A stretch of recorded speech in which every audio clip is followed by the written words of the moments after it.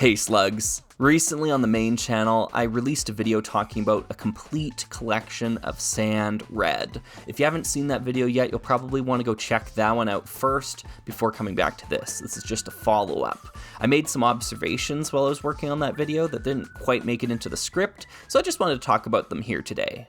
So I'll start with some categorizational standards here. Bricklink says there are 39 pieces of sand red Lego, but in the video I say that there's only 31.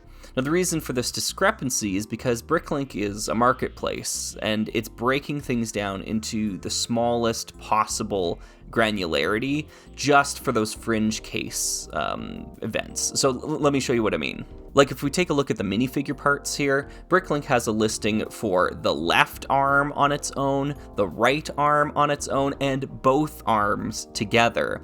And all three of these listings, I would argue, are not pieces of Lego because you are not meant to take arms off of the sockets. Like when it comes shipped to you, the the torso is all pre-assembled. You're not supposed to rip it apart like that. Like for example, that Rock Raiders piece 989. Is that two pieces of Lego? Like you're not supposed to be able to rip that top joint off, but like, should that count as two pieces of Lego? In my opinion, no. So I don't think ripping each individual part of a minifigure apart like that is supposed to count. So that's why I didn't count those. Same thing goes for the hips, the legs and the hips. They've got a separate listing for each leg individually and for the hip individually, as well as a torso with no arms. So all of those parts right there, I think don't count towards the total. It's for the sake of the marketplace, it makes a lot of sense. Like I understand why Bricklink separates them out like that, but I don't think Lego separates them out like that when they count their parts included in a set. Which is often why you find that discrepancy between the part count on the box and the part count listed on Bricklink. It's just because the two organizations, or they're the same organization now, but the two organizational standards measure the parts differently. The last piece, or I should say element, that I omitted from my list was the cape, the fabric cape. I just don't, is that a piece of Lego? Is a cape a piece of Lego? I don't know. Is the string from like the tow truck set I talked about recently a piece of Lego? Would you call that a piece of Lego? Is the pillow from Belleville a piece of Lego, right?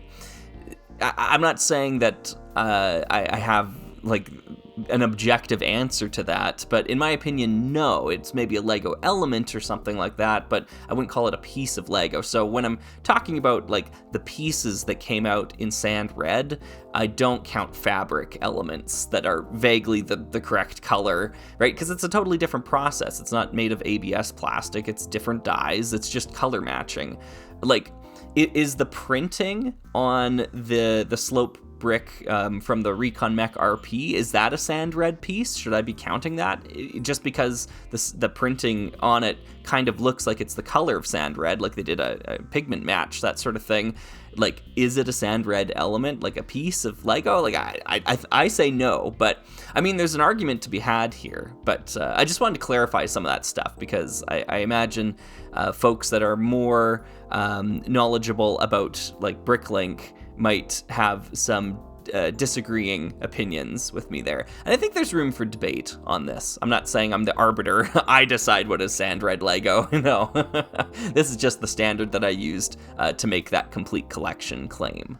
So anyways, let's actually talk about the pieces here, because there were some really interesting things that kind of came up through my working with this color, this Lego color. An old retired Lego color that just, it's really tough to get in any large quantities, so it's really difficult to build with, to build anything significant. Now, here's the first thing. To me, it really feels like there's a disconnect between what the color is best for and what the molds that were released for it use it for. Let me try to explain that. So by and large, most of the elements in Sand Red are from Life on Mars, and they all kind of share this like sci-fi aesthetic to them, or they have like specialized elements that lend themselves well to science fiction, which makes sense because they were made for life on Mars. The color was invented for life on Mars, right? Like, you know, it's all there. But here's the thing. Beyond that, the color really, to me, seems best suited for like bricks or like construction material, that sort of idea. Like I mean, like physical bricks, not Lego bricks. I guess that's not a distinction. Real life bricks. What am I trying to say here? You know, you get what I'm saying. Like a brick. A brick. But the problem therein is that even though they did release some service packs that were bricks to that extent, some of the service pack elements they released are like roofing elements, right? There's actually 4 separate molds here that really lend themselves better to building roofs out of the stuff rather than building walls. And that to me is really strange. It's very interesting to see that there's kind of like this color mismatch. Like, no one's gonna build a roof out of bricks, right? Like a brick roof, is that a thing? Maybe somewhere, but it's just weird, isn't it? Like, these aren't the color of shingles. It's not really even like a clay roof. I don't get it. So anyways, that to me is kind of weird, where you have these, you know, what very few parts, like we talked about earlier, like 31 pieces of Lego, and like 4 of them are kind of like useless. Like I don't know, useless is a bad word, but they don't really fit the vibe of the color, in my opinion. Maybe some better builders out there can make some really cool things out of those pieces, but I don't know. I probably would have preferred to see like 1x1 bricks be a thing, or maybe some more plates, because we really don't have any of those to work with in Sand Red. It's tough. The other thing I was thinking about too, that I was really lamenting in the video I made, is this idea that Sand Red was retired before we got masonry bricks, and it's just such a shame.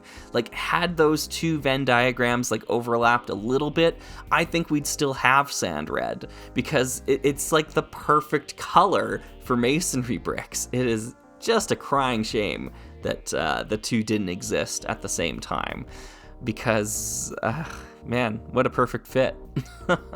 So I tried experimenting a little bit here, building a brick wall with masonry bricks in dark tan, and then using regular bricks in Sand Red. I don't know, you know, it's something. I don't know. What do you think of this? Is this cool? It's kind of the best we can do with Sand Red, trying to make it look like bricks, unless you're made of money and you can buy a whole bunch of 1x2 bricks and actually make a brick wall formation in the color Sand Red. Those pieces are like $1 each though, so I don't know. The problem lies in when you turn it around, right? Because you're seeing all the bricks kind of stick out now out of the other side. So, you know, it's not a perfect solution, but I thought it was interesting. I guess somewhat on the topic of mock building, I built a spaceship. We get a glimpse of it in the video, but I thought I'd show some more photos of it here. I'm pretty happy with this. It kind of falls in line with another mock I did, where I was trying to avoid using black pieces of Lego. So it just uses light gray and dark gray with the Sand Red color incorporated in. I think it's a really cool aesthetic, and I've just been trying to, you know, kick or buck the trend. That's the term there. In avoiding using black pieces of Lego, because like every spaceship uses it somewhere. Like it's just such a ubiquitous color, and it can be really interesting to try intentionally not to use it. So that's what I've been doing with that. I'm pretty happy with this. I really love the way that Sand Red interacts, especially with light gray, old light gray, and Sand Red. It's just like a really good color combo. I think they look great together. Even with dark gray as well too. I think like those 3 colors all together, there's magic here. There's something's cooking. I like it a lot. In fact, I've been thinking about this for a long time. Those engines on either side, the ones that are attached on the ratchet hinges, I've actually had those engines, like with the sand red, everything all assembled for years, and I really mean years. Probably since I did the video on the, oh man, what's that car called? The Street Racer. That video. Around that time is probably when I assembled these engines, and I just never built the rest of the ship. I had the engines, I just set them in a bag somewhere. And so when it came to making this video, I went back to that bag because I remembered, oh yeah, I've got those engines, I should build something with them. And so I just decided to finish the rest of the build, and here we go. So that's kind of neat. We did a little bit of time travel there. Slugger from the past meets Slugger from the present.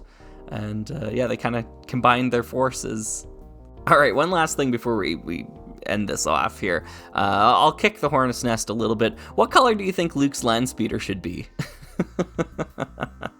Because it really does look different in all these different images. Yeah, and that movie has been subject to various color grades throughout its releases. There's like a Blu-ray version of it. It might be the most current version that like really crushes the reds for whatever reason.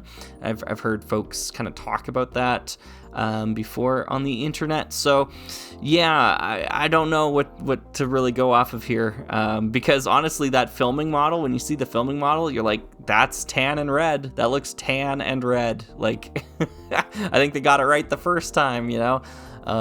It's just on screen, it looks different. So yeah, this is not a clear-cut case like the snow speeders are gray. Like, that's just like, they're gray. Look at them. They're gray. Every single shot, they're gray, right? Like, that one to me is like super obvious, even though it's seemingly cutting against the grain for whatever reason. Same thing with the TIE fighters to an extent, although a lot of folks do weigh in on that and say that all media that isn't the original trilogy depicts them as gray. Whereas I think, you know, in the movies, those original movies, the TIE fighters are very obviously blue. They've got a bluish tinge to them. So yeah, I guess that's which source material do you take over the other pieces of source material. I think the stuff that came out in the 70s is probably what we should be looking at for that, but there's an argument to be made for the opposite approach as well too. So anyways, I don't want this video to go on for 20 minutes like the last one did, so let's cut it off right there. Yeah, what color is Luke's land speeder? Let me know. What are we going to talk about next time? Who knows? Who cares? See you then.